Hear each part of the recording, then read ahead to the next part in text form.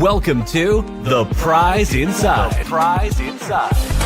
A chiropractor's journey in everyday holistic health and vitality. Here, your host, Dr. Jeromy Myers, delves into the remarkable journeys of everyday people who have embraced the path to health and healing.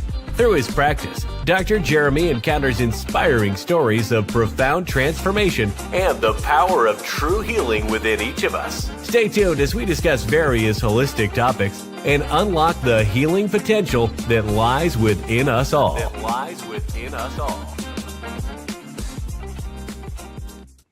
All right. Good evening, everybody. Welcome to Whole Health Weekly. Hopefully you guys are having a great day.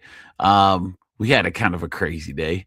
My daughter got to do the regional tennis championship type thing, and there was a ton of kids there. It was about like a 45-minute thing, but the funniest part was like it's on a Wednesday, and then Rachel and her had to get up at like, oh my God, 5. I get at the office. Personally, I get at the office at about 7 a.m. We started taking patients then. They had to beat me out the door at like 5:30. So they're feeling the pain. And then she did really good. She got to go up to the varsity level, which I think if she could be, this summer, I think she's got a good focus on really taking it to the next level for herself. So I really appreciate it. And tennis is a cool sport to watch. The hard part is I think she chose it because I'm the crazy fan. Anybody that knows softball stuff, I'm always constantly saying something in a good way. But yeah, I think she chose it because I have to keep my mouth shut. So with that said, welcome tonight. The big thing is I did some cool, we're going to see how this goes. I did some TikTok research. So I got some decent video. So hopefully on podcast, it'll come through. I'll listen to our podcast, the audio version, and make sure that this actually comes through where you can hear what the videos were saying.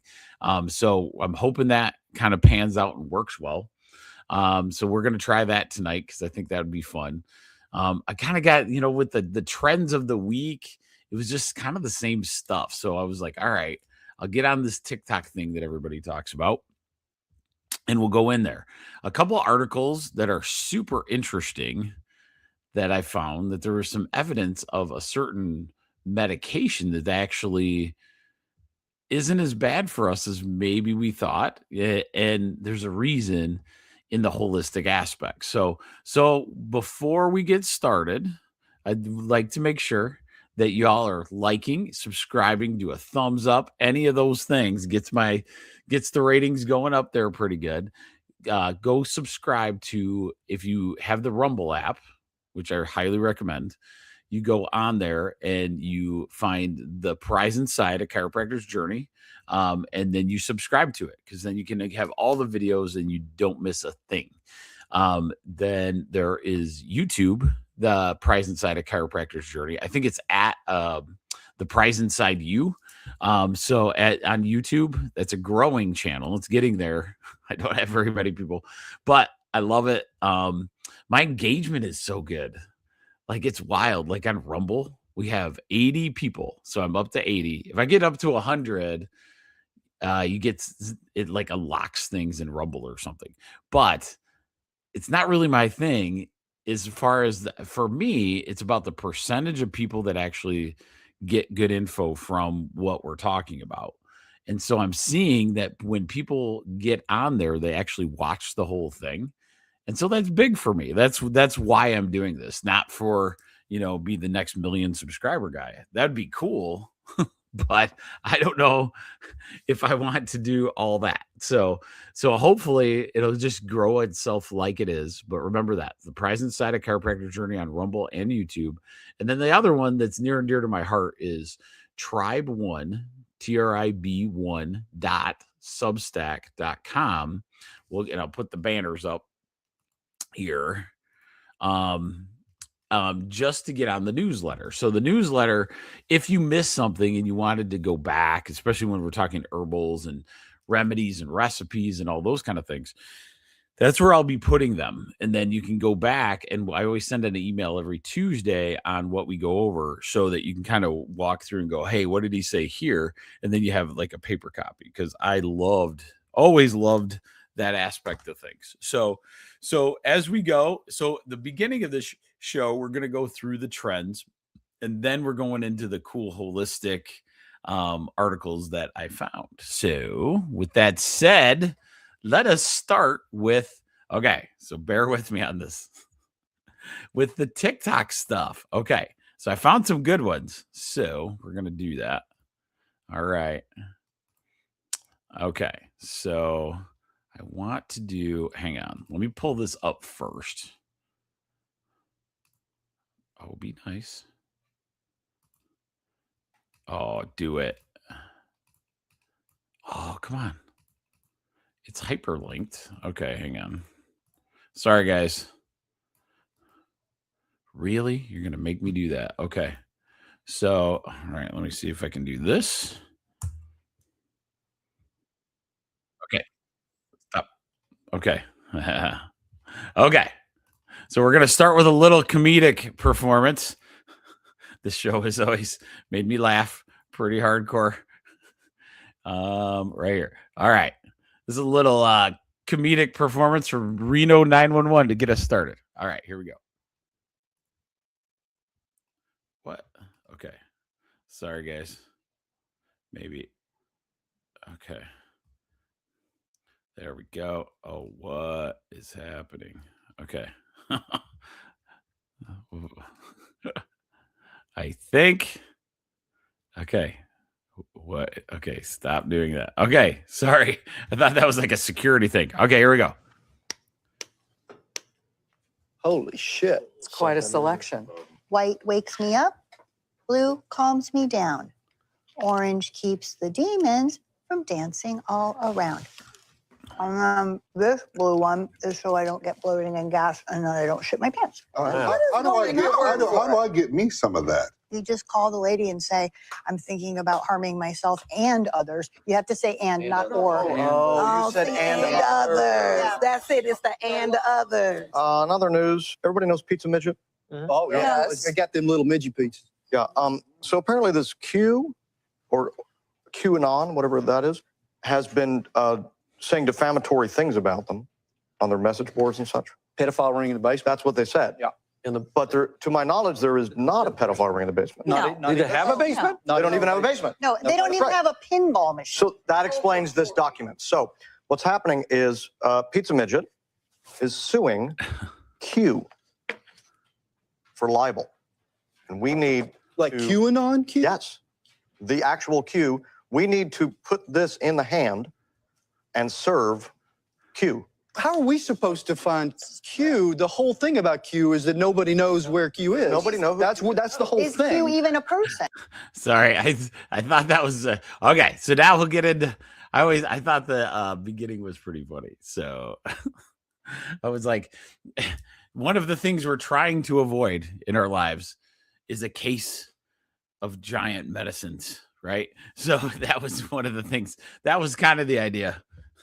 I didn't know the rest of it. I just saw the beginning. I thought that was pretty funny. Okay, so let's go into the actual TikTok stuff. That is pretty hilarious. So I'm going to have to do this. Maybe it'll let me. Hang on. Okay.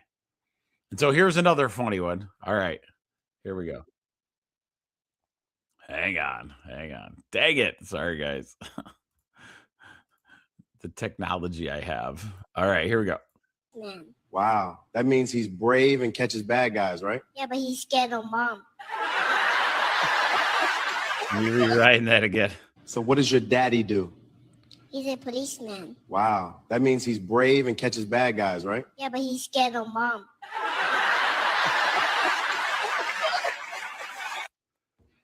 What you looking at me like that for?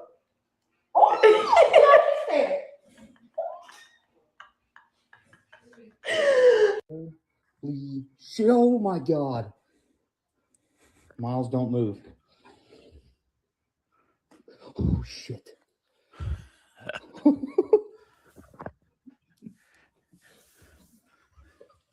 It's okay. I'm gonna get you out of there. No.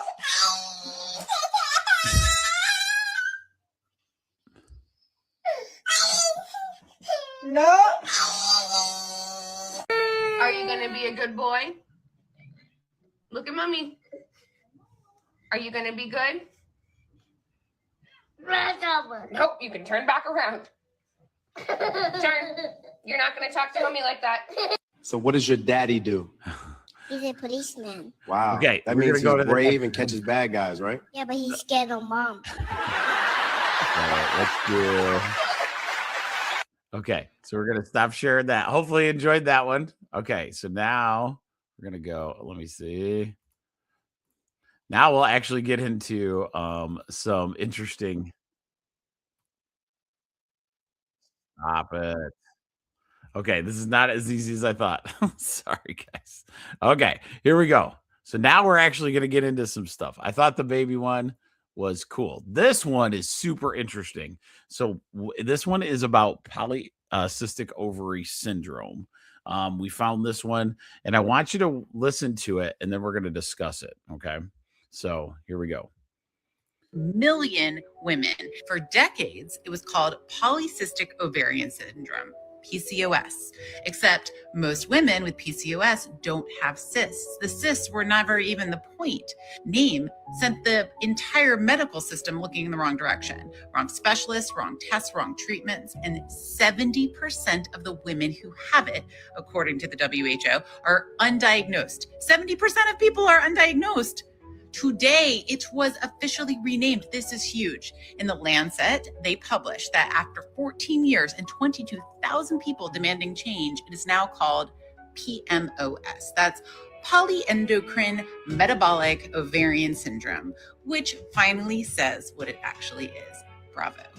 A full body hormonal and a metabolic condition, not a gynecology problem, not a cyst problem, a whole body problem that medicine spent decades not seeing. If you've been told that your lab tests are normal and you still feel terrible, or if you've been handed birth control prescription and sent home, spent years feeling like medicine doesn't quite see you, you were right, it didn't. There's still no FDA-approved treatment for this condition for something affecting 1 in 8 women, which is kind of absurd, but we'll get there.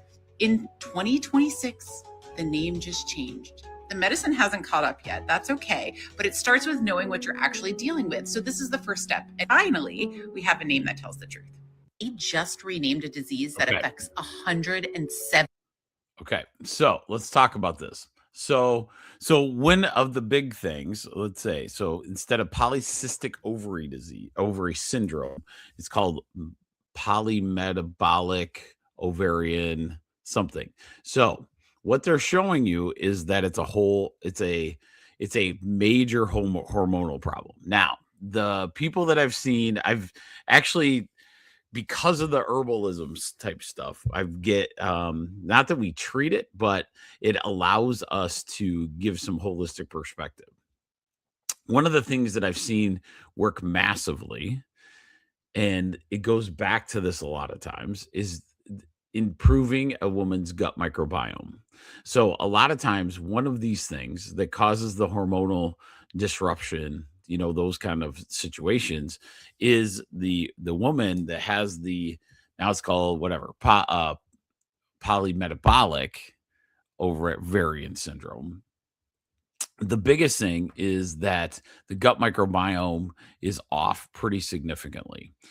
That's where, in the holistic perspective, you can come at it. That's one reason why, and really the Band-Aid is, put somebody on birth control, which is just regulating the hormones through pretending your body's pregnant for that amount of time, which then alters your hormonal panel.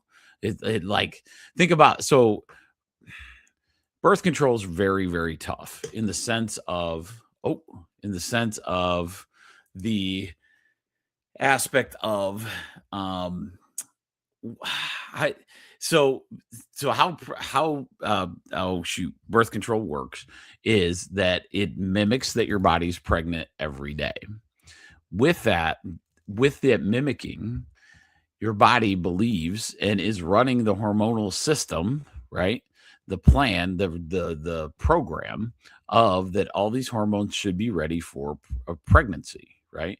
And that gives it its whole list of other issues by itself, because you're not running normal, not pregnant woman, right? And so that's one of the major issues. Now, with this polycystic ovary syndrome, which will be polymetabolic syndrome now, they would use that because then it changes the structure, the hormonal system, around, allowing some kind of relief from this, because this one is pretty severe. Like, people feel like a woman will feel like crap all the time, fatigue. There's so many different symptoms to this, and it made more sense, really, to even the person having it, that it was more of a whole body thing than just this ovarian thing.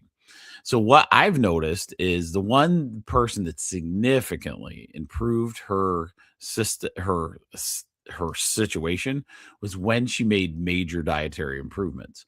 Now, there's a place, I think it's called Picos.com. Picos.com is a website that she actually used to see the diet that they actually they do. Now, I would believe that getting your gut microbiome, checked, and that's one thing we do at the office, very well. Like, we have a whole program for you. But in that situation, getting that gut microbiome around will also create less interference to the rest of your body, creating the hormonal balance that your body really needs. So I think that's going to be the future of this condition. But I wanted to bring it up because I saw it and I was like, oh, that one's a significant one. There is a lot of people that suffer with that. And I really believe it comes back to, the food that we've ended up having to eat that isn't the greatest in the world. And it's made of chemicals, and those chemicals start to mess with our gut microbiome. One big thing that I want to bring up tonight, because it came up this week, it's for my people that smoke a little bit of weed. Now, as that happens, to each his own. It's not, to me, it's whatever, right? So it doesn't matter there. Now, the problem always has been, and people will fight me to the death on this, but one of the biggest things is my chronic weed smokers that smoke a lot during a day, their gut microbiome starts depleting hardcore. So the way I described it this week was, think of layers of topsoil. Okay. So you have all these, let's say like in Iowa, when we were living out in Iowa, my roommate and I, he'll probably remember this someday. So my roommate and I, this one, our lady that, we had this beautiful house, and the rent was perfect, and she was a eye doctor's wife. So the eye doctor had passed away, and then she was renting out the top. And one time she said, "Hey, I'll give you free rent if you landscape part of this, part of her yard." And we were like, "Of course." So we started doing it. And one of the things we noticed in Iowa, where we were in Davenport Chiropractic School, was how deep the topsoil went in that area. It was wild. Like Michigan, we got good topsoil, but dang, it was like 2 feet down. It was wild. Maybe it was just her yard. I don't know. But the idea of it is it had this nice, rich topsoil, really, really deep. That's kind of what in my brain, that's what your microbiome is. You got this nice topsoil that we have to have in our gut. And if we don't have that, it starts wreaking havoc. So like if we have this nice topsoil and it's protecting all the things, we have all the intestinal wall that it has to protect, all of these different things. Layer by layer, it gets knocked off. Okay. So antibiotics are one of the biggest ones, like that kind of thing. Regular medicines can knock in, they take some of your topsoil away. So layer by layer, you start removing some of that topsoil. And once we had, let's say we had if we didn't start with, well, let me start there. So let's say we have this, and layer by layer, junk food, fake sugar. Y'all know how I feel about fake sugar. It's like garbage. So then you have fake sugars, all these different chemicals in all the foods. They start layering by layering. That's why you don't, just automatically like lose all your gut bacteria and then you start hurting. So like you could eat like crap, have 2 runs of antibiotics, and you're like, everything's fine. My digestion's fine. I have no issue, right? But it knocked out a part of the layer. It's only when you get down to the lower levels of the layers that you start having major issues. And there's only a matter of time, especially if you eat, you're not replenishing that microbiome, that it will make a difference. So what occurs is like, especially my people that smoke, it's, the chronic ones, they actually are layer by layering, taking out their gut microbiome. This is my opinion. I don't know if I necessarily have actual like science on this, but after witnessing it for a long, long time, I'm pretty sure I'm right on this. And so what happens sometimes, we had it at the office. We had a person come in and he had taken an antibiotic, very simple. He's done it before. But then he smoked a little bit. When he smoked, set his gut microbiome off the chain. And so thank goodness he is very inquisitive and very smart. And he reached out right away and we started replenishing his gut microbiome. When we started doing that, he was starting to get that balance back pretty quickly. So I just want you guys to be aware of what happens. Think of your gut microbiome as the topsoil you need to protect your intestines, okay? Your intestinal walls, all of these things, they have to work because it's the one place we're putting foreign things into our system that needs it broken down. It needs to be really good topsoil. If it's not really good topsoil, things start going awry. And then we're asking an MD to try to figure out what the crazy situation is that's happening. Okay. So that's just food for thought on that. I believe a lot of these are interconnected to the gut microbiome. The worst thing that could happen, right, is that we fix the gut microbiome, similar like the spine, right? If I get all the alignment of the spine and the nervous system is working really, really well, then that takes away these interferences of the human body, allowing your body to heal.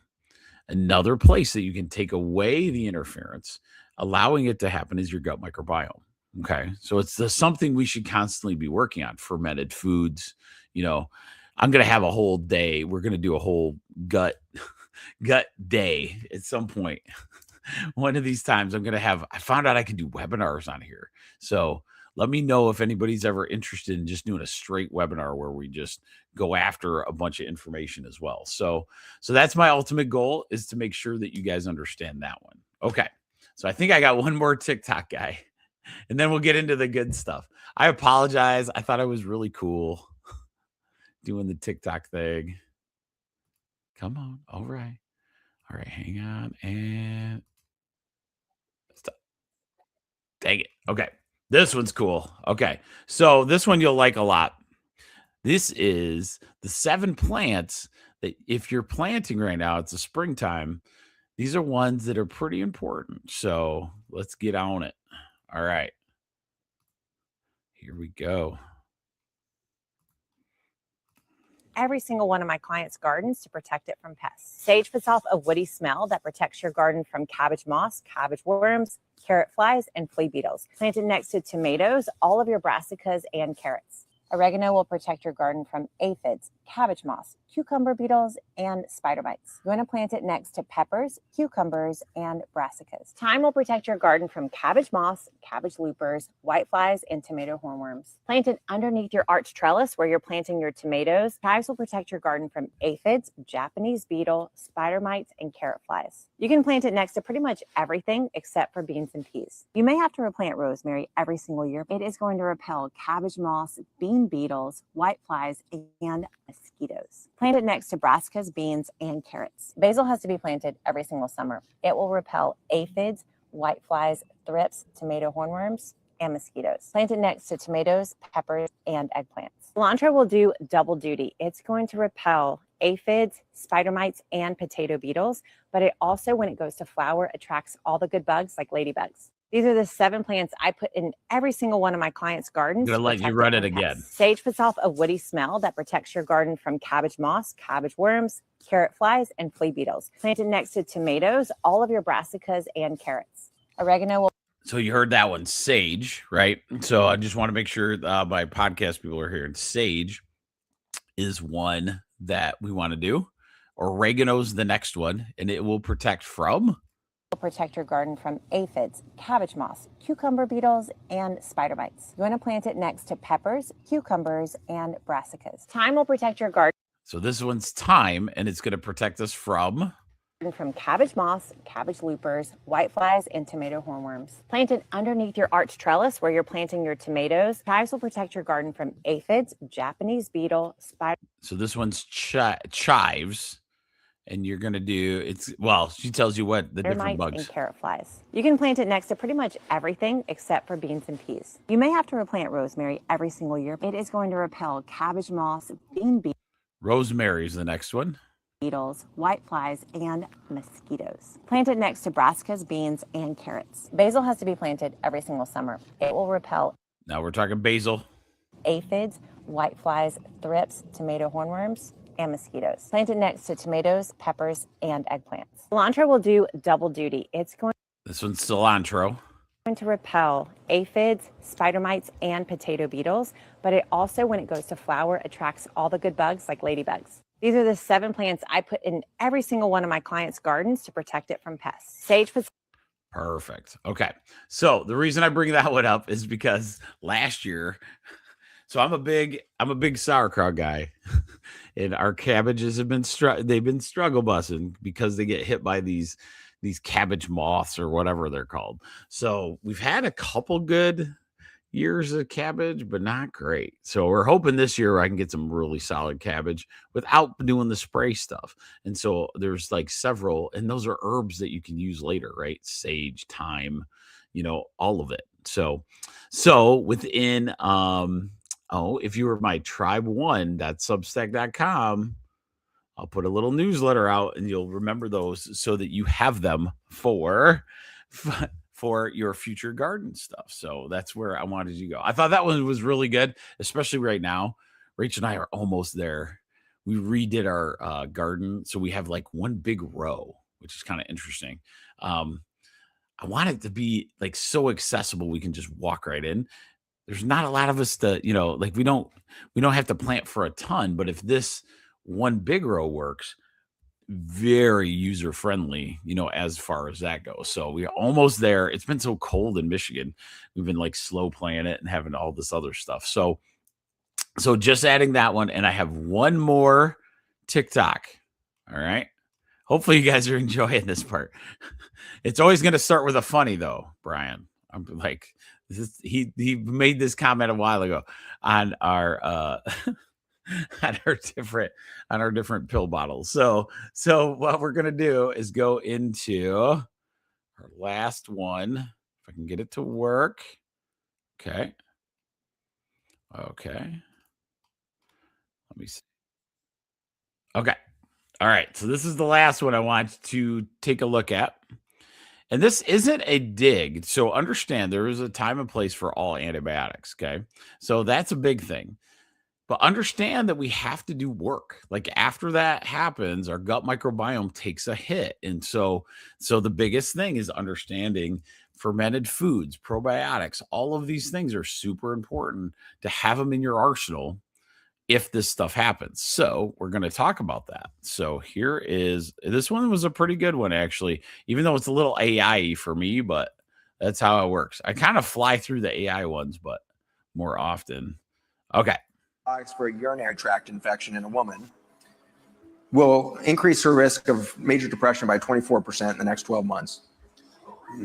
If she goes back into the doctor's office within that year and gets a second course of antibiotics, maybe for bronchitis, she now has a 54% increase in likelihood of major depression in the next 12 months. 2 courses of antibiotics. Risk of anxiety and panic attack goes up by 17% with 1 course, 44% with 2 courses of antibiotic.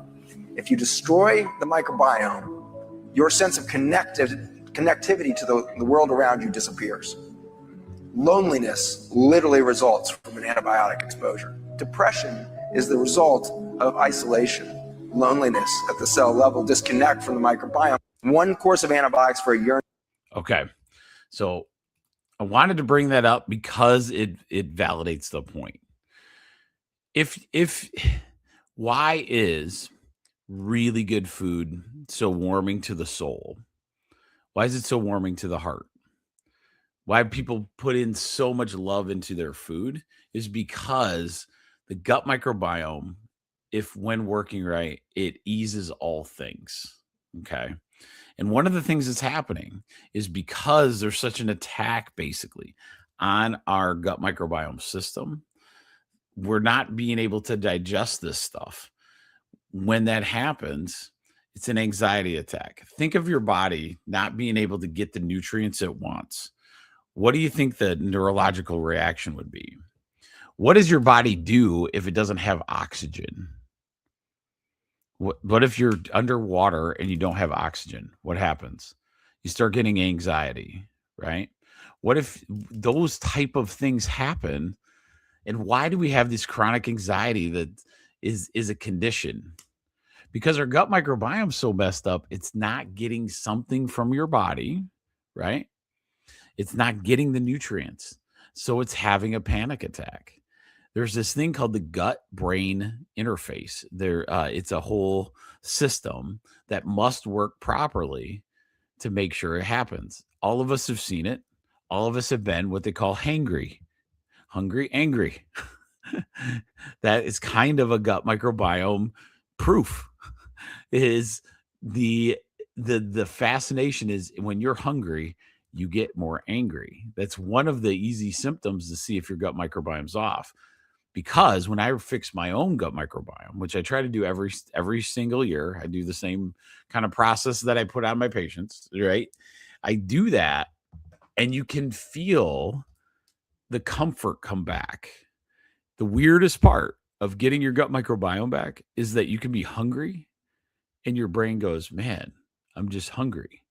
You're not scouring. You're not, going into this crazy, situation where it's just all this food, like you can't get enough of it, or you're just going into the cupboard, those kind of things. That is a kind of a little sign that it could be, your gut microbiome needs some work. So I'm glad I found those. I think I'm going to stick with the TikTok thing as I get used to it. Please bear with me on that. It's really fun. It's more fun than me just reading.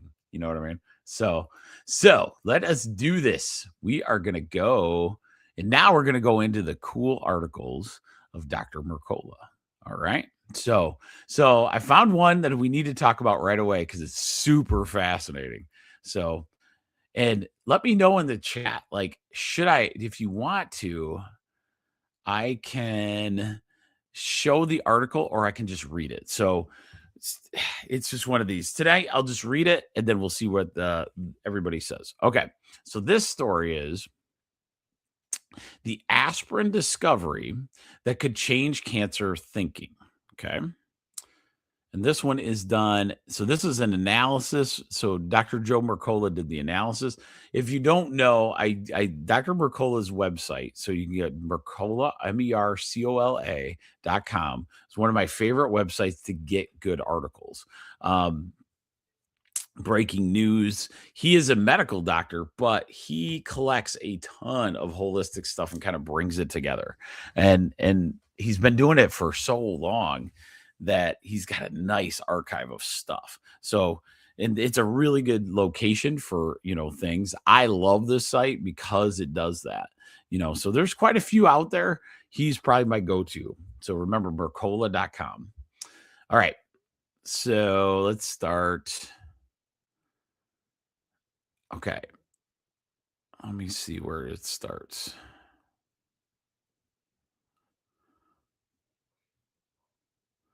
All right, hang on. Let me see the title.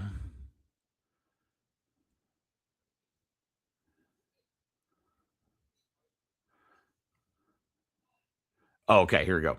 So this is the story. Okay, so scientists built the biggest drug testing data set in history, over 100 million cell measurements, and asked a question nobody had asked before. Does this drug push cancer cells back toward being normal, healthy cells? Okay, so that's a question they were asking, over 100 million cell measurements. When they tested this new approach on colon cancer, the drugs already known to work best in patients rose straight to the top, proving that this type of method works. So what they're talking about is this study was done on, are there drugs out there that actually move cancer cells back to being a normal, healthy cell? Okay. And so that's what this test was. And they're like, oh man, the ones that they knew worked in other data, they worked really good. But the biggest surprise one is coming up. So the biggest surprise was that plain salicylate, which we'll talk about that, which is aspirin with its signature ingredient removed, was better at pushing colon cancer cells back towards normal than aspirin itself. Okay, there's a reason I'm reading this article. This is a huge clue. The part that was removed is the exact part that gives aspirin its famous anti-inflammatory power. So aspirin's cancer-fighting ability is coming from somewhere else entirely. So basically, they're saying aspirin has been studied and shown that it may help cancer. Okay. Lab studies have now figured out where salicylate switches on your cell's built-in energy sensor, which shuts down a key cancer-driving gene and activates your body's own natural tumor defense system, none of which has anything to do with inflammation. And then Dr. Mercola says, I've written before about the many health benefits of aspirin that many people don't hear about, from protecting your heart to preventing cancer to boosting your metabolism and balancing your hormones. But new research is revealing something about aspirin and cancer that changes the story in ways nobody expected. It starts with a completely different way of looking at what drugs actually do to cancer cells, and it ends up finding that turns decades of assumptions upside down. Okay. So before we get into this, so it's going to say, so I'm not going to read the whole article, but cancer isn't just one thing going wrong, and they're not alien invaders. They're they're cells that have gone bad. That's what they've actually found. Now, the rest of the article, we'll talk about it. So the rest of the article basically goes through the herb that is near and dear to my heart, because it is my go-to aspirin, other than the chemical-laden aspirin that's out there. And the one that they said, hey, it could be bad on your kidneys if you take it all the time.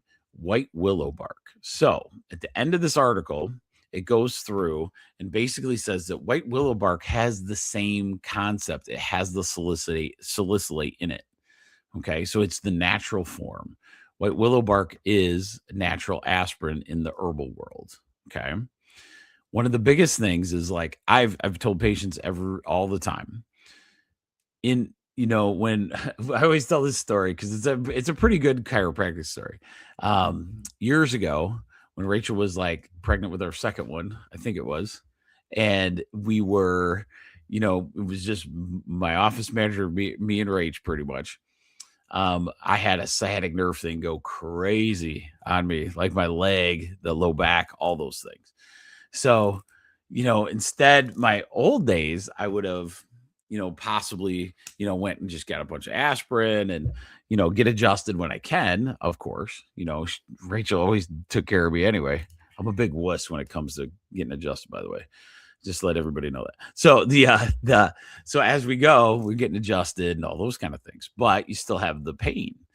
Well, instead of that, I started understanding the herbal thing back then.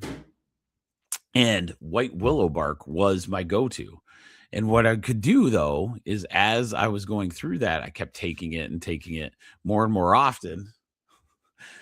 I think somebody's going to start a washing machine. We're not going to start that, are we? No. Okay, good. You are. Say hello. You are a wussy. I know. I'm not in. Hi. You are now. Yeah, we were talking about, but white willow bark is pretty cool. So white willow bark ends up being, could be potentially very good for cancer. So that's pretty awesome. It actually, and the way it reacts is it takes those cancer cells, the cells that are going bad, right, becoming cancerous, go towards being a normalized cancer cell. That makes a lot more sense, guys, than like foreign invader cells that just get created all the time.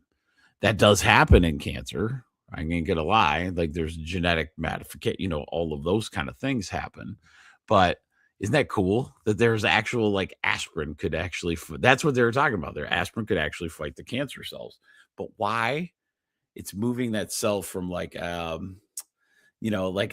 becoming a cancer cell to, the end result, which is a better normalized cell. So I thought that was a good one. And it promotes white willow bark as something holistic that you could potentially do. Remember that. Talk to me. Okay. So now let's go back. Oh, let me see. Let me get another Dr. Mercola article. Oh, I like this one because it's kind of on the it's right on the, now let's go to the next one.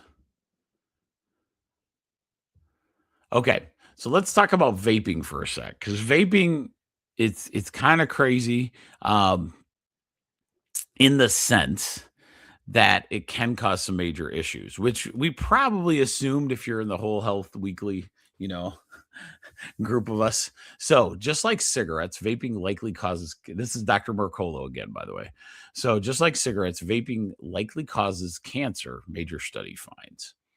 In a 2026 scientific review concludes that vaping is likely to cause lung cancer and oral cancer, shifting the conversation from uncertainty to a clear concern.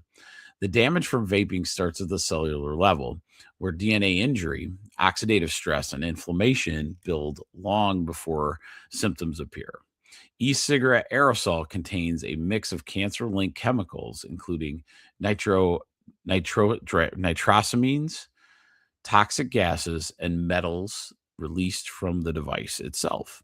Using both cigarettes and vaping products at the same time dramatically increases your lung cancer risk instead of reducing harm. Eliminating vaping exposure, improving metabolic health, and using exercise to break nicotine dependence directly lowers your risk and helps your body recover. We need to talk about this one because, like vaping, we've kind of known holistically it's not been great. We know that, and it's going to have the same side effect. We just know, right? The problem with vaping, though, is like kids are a little, it's easier to get away with, like in schools and those kind of things. That's why you end up seeing that more of a thing that gets caught in schools, and you can vape other stuff, if you know what I mean. So a lot of times those vapes it's literally causing something. You're not really altering your projection for those type of cancers. One of the things, it is kind of debatable right now, and it makes total sense to me. So I don't have the study in front of me, but there's a lot of word on the street that a lot of people are talking about nicotine being good for you. Now, yes, I would say that there is a very strong case for nicotine being good for you. Smoking anything, though, is going to be a bad situation, right? That's why I'm very curious on these nicotine patches, those kind of things, because chewing, nicotine, smoking, all of those things are going to be pretty rough on your body still. So it's not something that all of a sudden we're like, oh, nicotine's great, so let's start smoking them. We're not going to go back to the old 60s movies and start puffing away. But the idea that nicotine could be a potential in other forms, right? So like nicotine patches, who knows, nicotine gummies, maybe an herb at some point, like a tincture or something, could be another aspect to it. So I like that article. That was a good one. All right. And then, let's go into, we've done that before. Let's talk about it again, because it could help some of my family members. Okay. So this is Dr. Mercola. The Alzheimer's gut-brain link. How butyrate, which we'll talk about, curbs amyloid beta buildup and inflammation. Okay. So butyrate, think gut microbiome. Okay. So we're thinking butyrate, gut microbiome. Okay. Actually, that's not a good image anyway. So we won't share it yet. Animal models suggest Alzheimer's disease begins in your gut years before memory loss appears, which means early digestive symptoms like constipation may be a warning sign you can act on now. Amyloid beta builds up in your gut first, damages nerve signaling there, and then spreads to your brain, linking gut health directly to cognitive decline. Research suggests that butyrate, which we'll talk about, a compound your gut bacteria produce, blocks amyloid buildup, reduces the inflammation, and preserves memory when your gut environment supports it. Moderate diets high in inflammatory fats and low in supportive nutrients disrupt butyrate production, breaking the communication between your gut and your brain. Restoring your gut through targeted diet changes, which we'll talk about in a minute, removing harmful vegetable oils, and supporting healthy daily habits helps rebuild butyrate production and protects your brain long before symptoms start. Now, butyrate is one of those that I've recommended as a supplement prior. One of the things is it's a very strong active ingredient in your gut microbiome. And it's an active thing to keep your cell walls really, your intestinal walls strong in there. The biggest food is a fibrous fermented food like sauerkraut, like kimchi. All of these things help the body and the gut microbiome produce the butyrate that helps with the cell walls that help with everything else. Okay. When we don't do that, we start lacking the butyrate. The butyrate then isn't able to help and protect the cell walls, and it starts to cause critical things. And I've given you tonight, apparently it's gut microbiome night, because what did we talk about already? Polymetabolic ovary syndrome. We've had, Alzheimer's. We've had weed smoking, gut microbiome, antibiotic, all of these things. If that gut microbiome gets messed up, if the soil if that soil, that topsoil gets down to a low level, that's when we start having problems. Remember that 85% of your immune system's in your gut. There's so much to be had of actually fixing the gut, right? The gut-brain axis is so critical, and Alzheimer's proves it, right?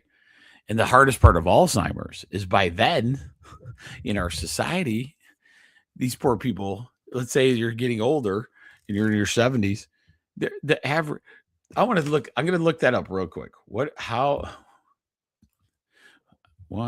is the average? So what I'm looking up is, what is the average amount of prescription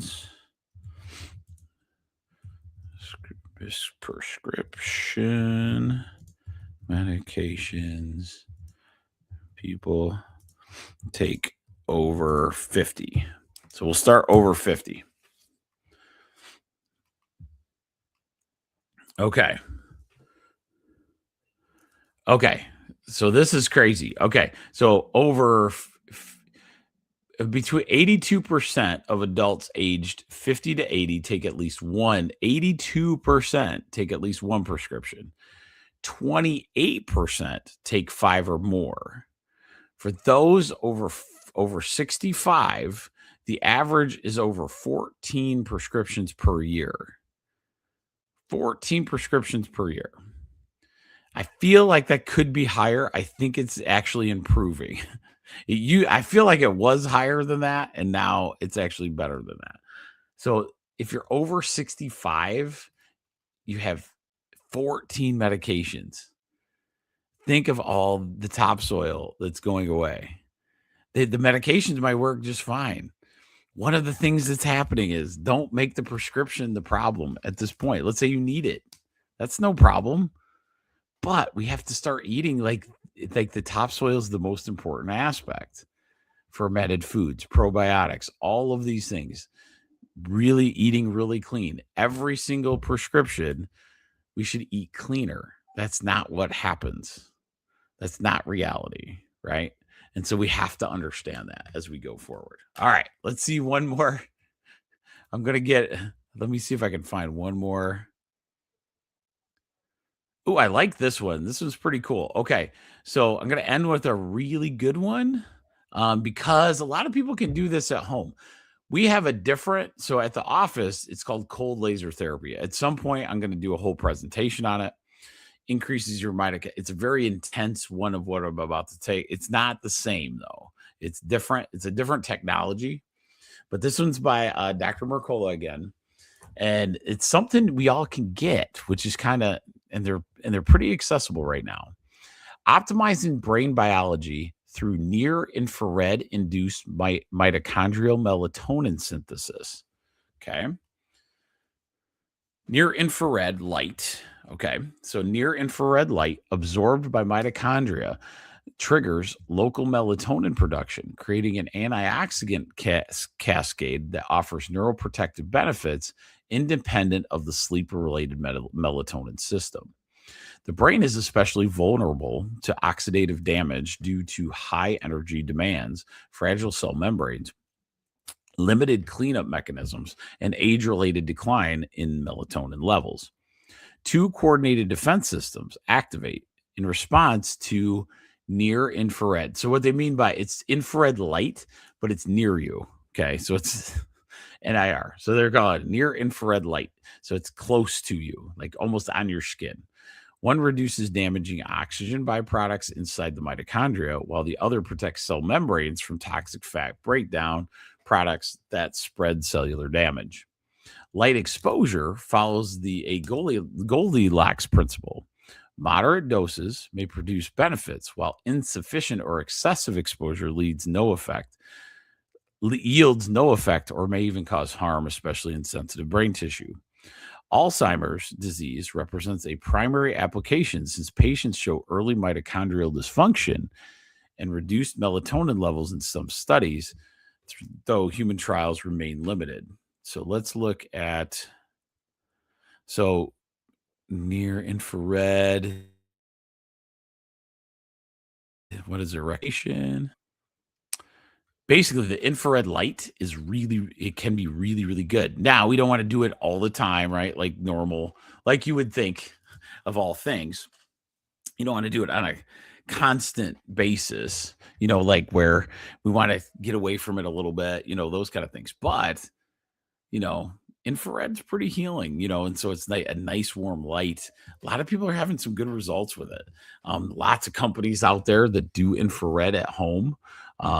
The cold laser we have is one of those that it's a lot more intensity for like treatment of certain areas. So, but it's cool. You can do brain, you can do gut, all those things.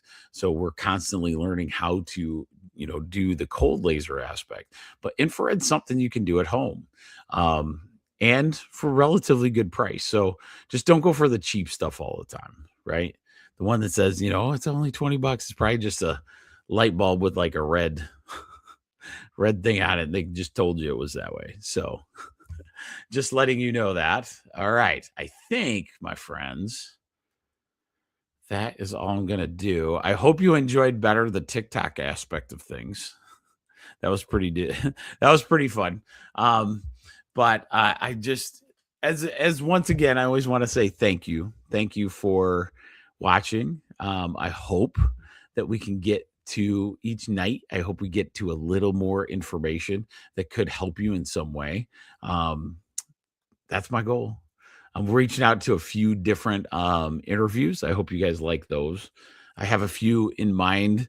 Couple local guys, local gals, plus I'm going for some big players too.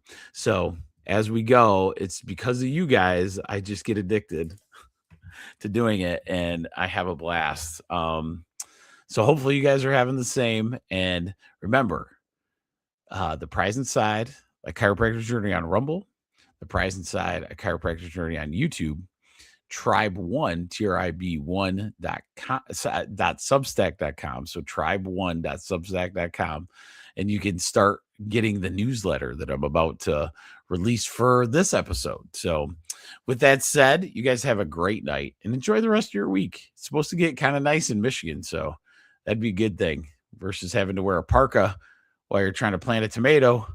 Have a good one.